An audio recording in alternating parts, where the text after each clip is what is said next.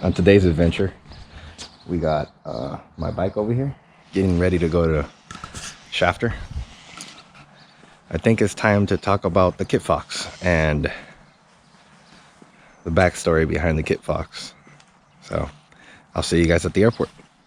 Well, recording this today, I'm gonna be putting pictures and videos on the side of me talking, just so you guys can see and understand what I'm talking about.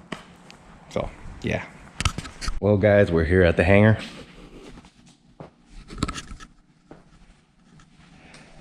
Where to start? So June 18th, 2022. That's where the story starts, for me at least, when it comes to this plane. So my friend passed away, and you know, we were working on the Kitfox, getting it rebuilt. Oh, mainly him, because he was good at everything. Oh, there goes the oil. He was really good at everything. And if he wasn't good at it, he was willing to learn it. So he looked up all kinds of stuff on the Kitfox and airframe and all that stuff.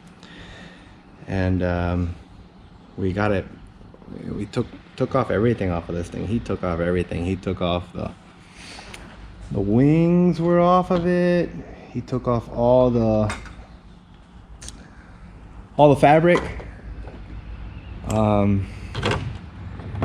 He worked on the frame. He got the frame re-welded. He got all kinds of stuff working on this thing. Took him months. Flipped this airplane over with his friend. Nobody got hurt, but got it all cleaned up, got it all put it on a trailer and brought it over back home. And he worked on this thing whenever he could. He had a very, very active lifestyle. Like, he did all kinds of stuff. Rode motorcycles, rode bikes, raced bikes, would run for fun. I don't know who does that, but he would do all kinds of stuff. The guy was truly the definition of adventure. Like, he would do everything. I mean, he would go surfing. Like, the first time I ever went surfing was with him. First time I went biking was with him, mountain biking. First time I actually went biking, like biking, just going out to be on a bike and get hot in summer and just burn calories was with him and his brother. There's a lot of firsts, first time I ever went on a road trip was with him.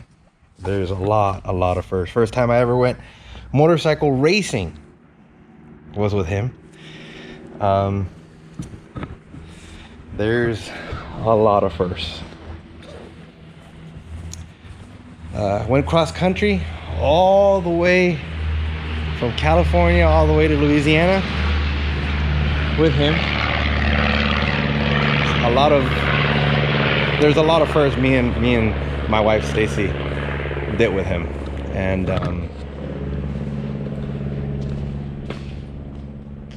it was the hardest thing, seeing him go, especially the way he went.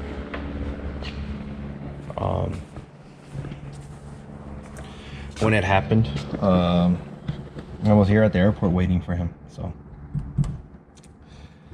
it was tough. And then going to him thinking that I could somehow help was even harder. Supposed to be with him too that day.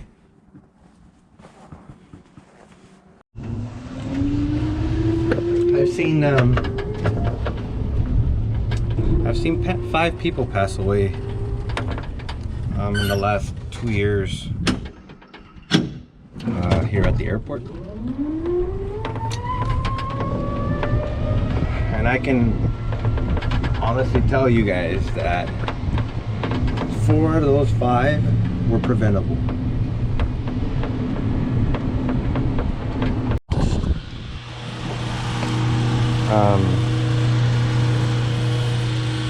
The other 4 people flew into clouds because they were impatient. They didn't want to wait for the fog to go away. Other one was sick. The other one, instead of landing out in the field somewhere, he decided to come back to the airport and stalled it. Stall sprint to the ground. This all preventable, except for one. And for the longest time, I always thought, now I still think to myself, you know, if I could have helped it in any way, because I was supposed to be there with him. But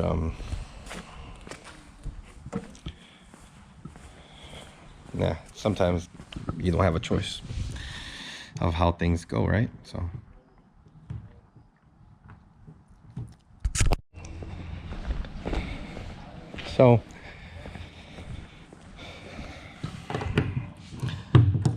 passed away, and the family decided to rebuild the Kitfox. And you know, if I had all the money in the world, I would have done exactly what they did. They basically built it exactly the way he wanted it, exactly the way he would want to build it. In all reality, the only thing that was chosen by the family was the propeller and maybe 2 avionics. Everything else was already there, right? The whole concept of the plane, everything about the plane was already there. There was no need to think about what needs to be put on it. It was already there.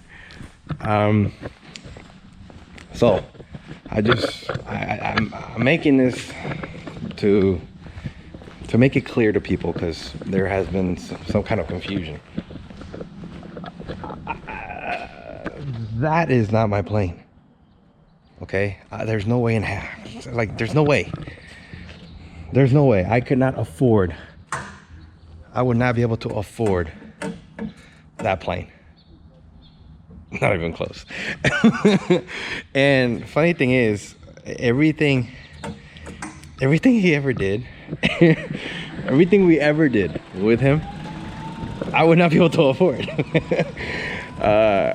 We got to do things that completely out of my realm, so of normality, right? So yeah, I couldn't afford that.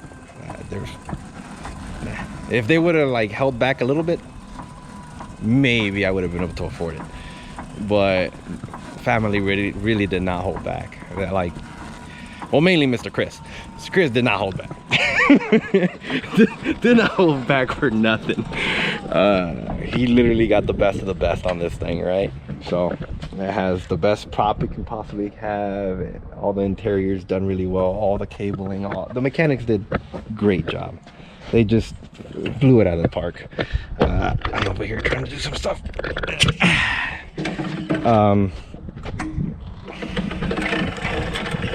Yeah, I don't even know what to say about it, guys, but it's a beautiful plane, but I need to make it clear it is not mine.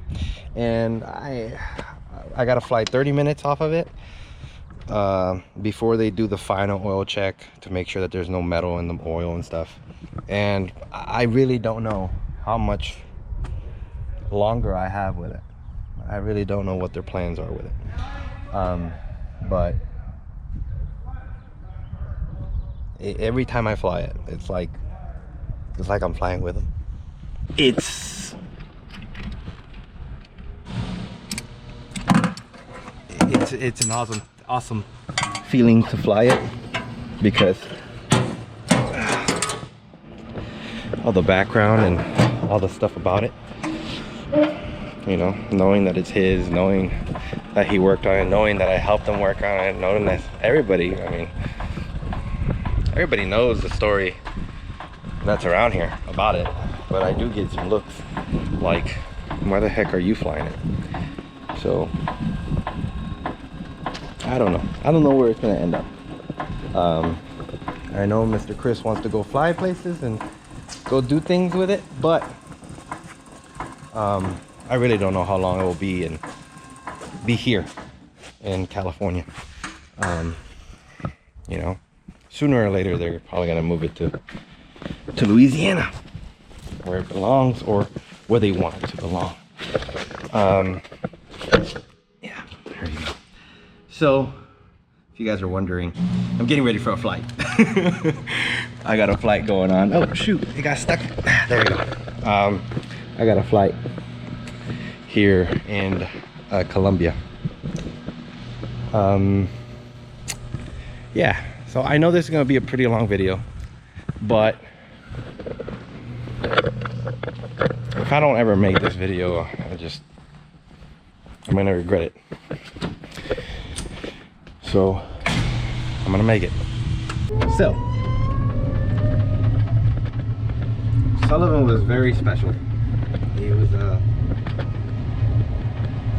very special.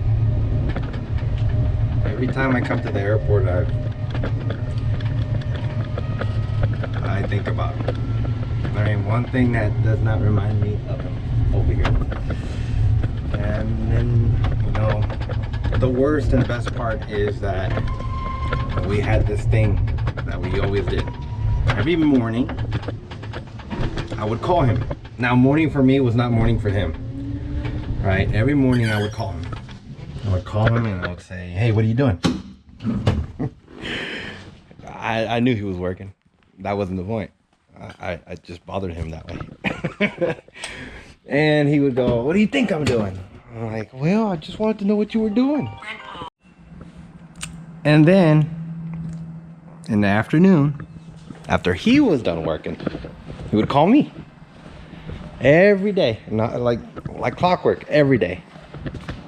Same question, what are you doing? And I would tell him, what do you think I'm doing? Because at that point I'm working, because I was teaching. So whenever I was working, he wasn't working. Whenever he was working, I wasn't working. Usually. Anyways, so we had this thing going on. It was an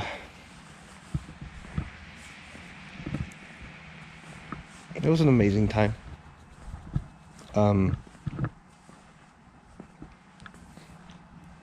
I hate that I don't get to fly this with him.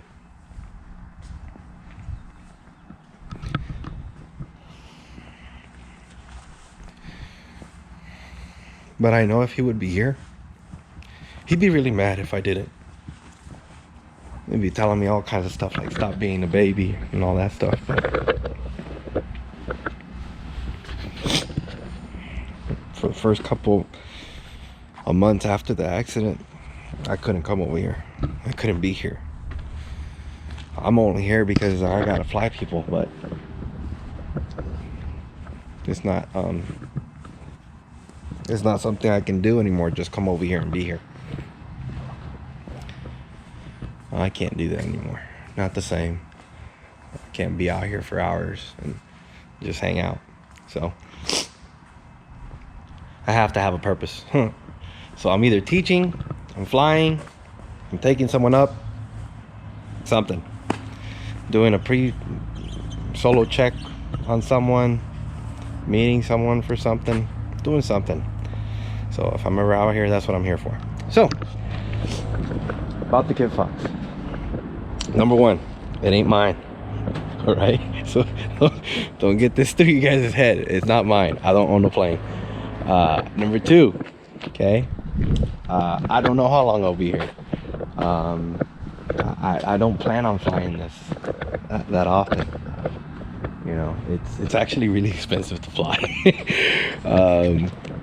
But as long as they need me to fly it, and like testing, it's still in the testing phase. It's still getting tested.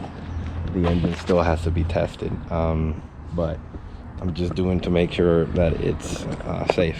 I'm sure there's other people that can do it and test it out, but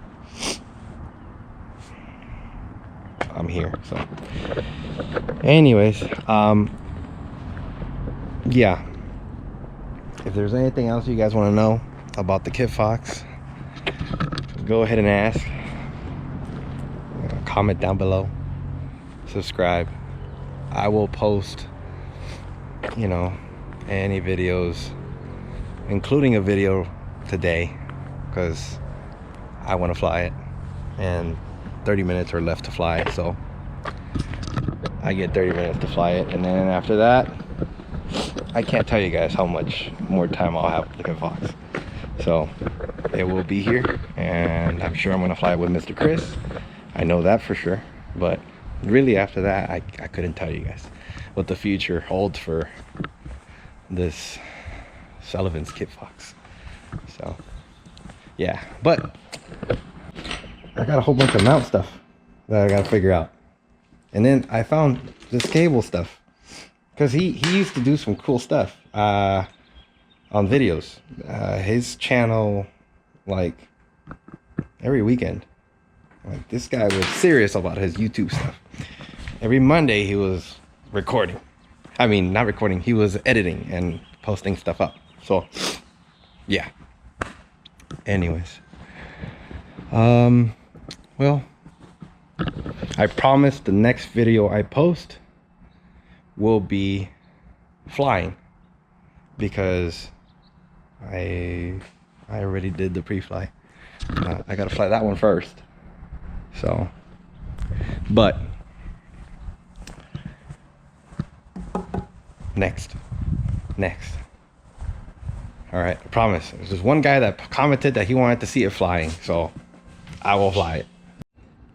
And you know, while he was recording, I mean, making all those videos, you know, I've started to look back in them, and all the pictures and stuff, because he had everything on Facebook. Everything was on there for everybody to see, and I'm happy to say that, yeah, I'm there, but I'm even more happy to know that a lot of those pictures, I'm a part of it. So I'm in there. You don't see me in the picture, but I'm the guy taking the picture or taking a video of him, especially out here when he was doing some funny videos out here. I was the one doing the recording. Many adventures where we went out and we did stuff, and me and Stacy were just there, or I was just there, and it was just great to be there with him and share the moments. But I did more things in the time that I've known him than in my whole 35 years that I've lived. I've done more things with him and his family than I ever did before or after. I mean, really, I know I'm still 35, but don't really do much. Don't really go out much. I don't drink, I don't smoke, I don't party. I don't have many friends, so there's people that I talk to, there's people that are I've known for years. Very few, you know, you call close friends. Very few. He truly was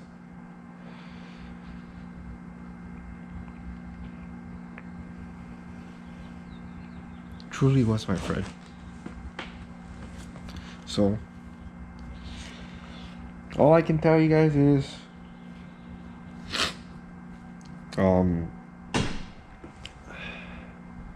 if you have someone like that, just don't take it for granted. Don't abuse your friendships, you know? Be genuine. Just treat people how you wish you would be treated. And he treated me the same way, and I treated him the same way. His family treats me that way, I treat them that way. There ain't nothing I wouldn't do for them. And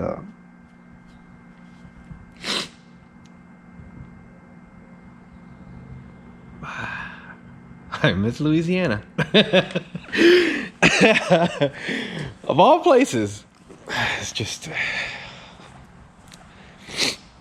they all moved back, so yeah. Anyways, just wanted to give a good backstory on this plane to make sure that everybody knows what's going on. I don't want people thinking anything differently than what it really is.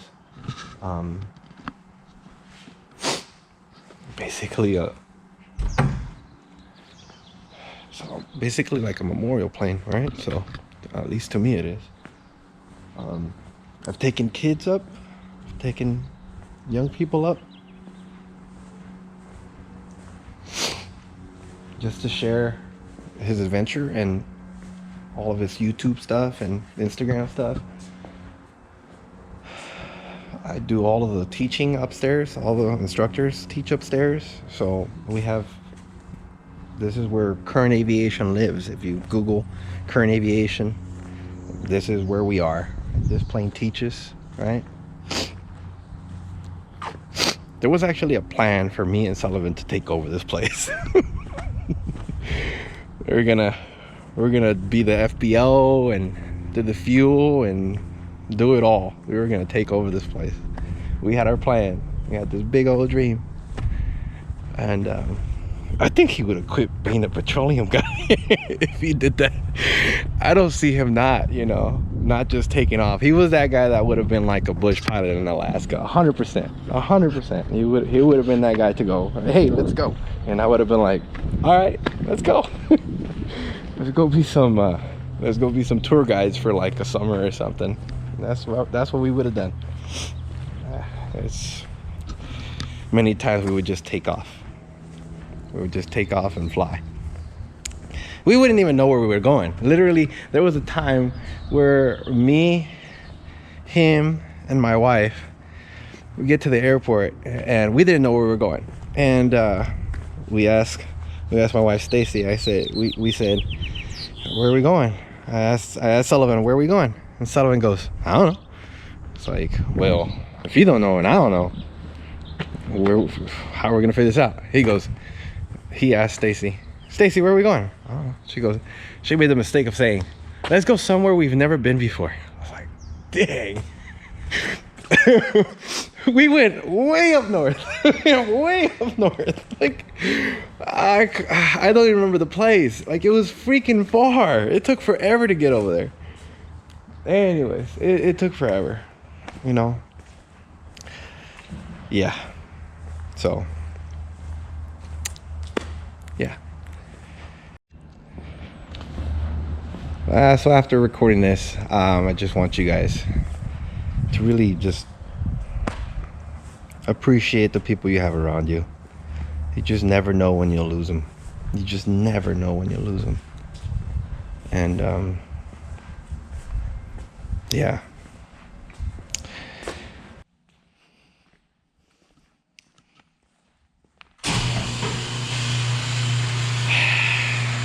So I used to have to stand there and hit the button to open this door. I found this thing hiding on top. Just a couple weeks ago I found this thing, and he told me he was gonna work on it, and he never told me he finished. but he actually got it going. So anyways, we're gonna go up today, guys. Do about 30 minutes worth of flying. Some guy wants me to go and fly up in the mountains, but I don't think so. Just gonna go up, do a quick 30 minutes, get the time out for them to do the oil change, and then we'll call it a day. So we're gonna do that today, and I'll see if I can get actual audio from the radio. That will be new. Never done that before. So, but there's a cable there, so let's try it. Well, change of plans. The cable does not work. I guess this is for the older GoPros. I'll see if I can find the adapter, or if an adapter would work on this. So anyways, I'll see you guys in the air. All right, guys, pre-flight is done. We're gonna start this puppy up.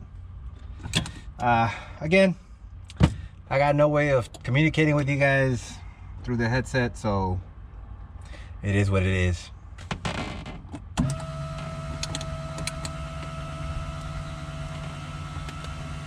Clear prop.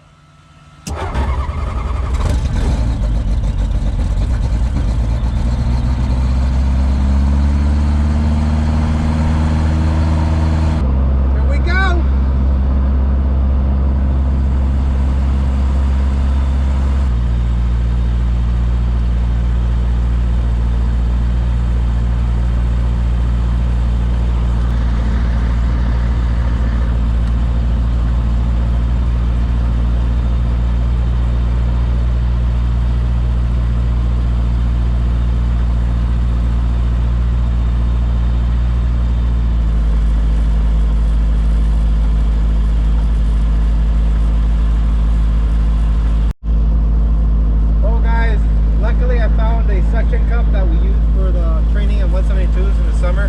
It hooks up like a little windshield on a visor, but I could use it to hold the camera, so that's gonna be pretty cool. Again, we're just gonna go for about 30 minutes, see how it goes. I don't know if I'm gonna record the full 30 minutes. I'm gonna probably cut it, snip it. But you guys let me know, do you guys want to see the full flights, or do you guys want to see like just snippets of it? Because I don't have a way of communicating with you guys, so you can only hear so much. In other words, I can't talk to you guys on the radio or anything, but I hope soon we can do that. So anyways, I'm gonna do a quick run up, but we gotta wait for this thing to warm up. All right, let's do this quick warm up.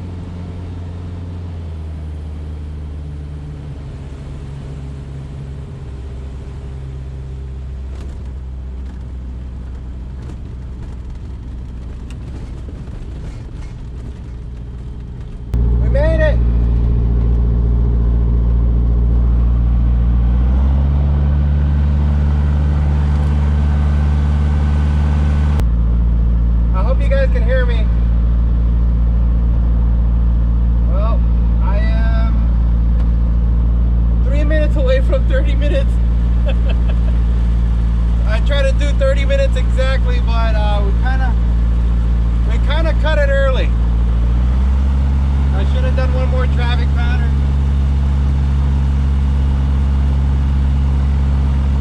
But that's what we got to do.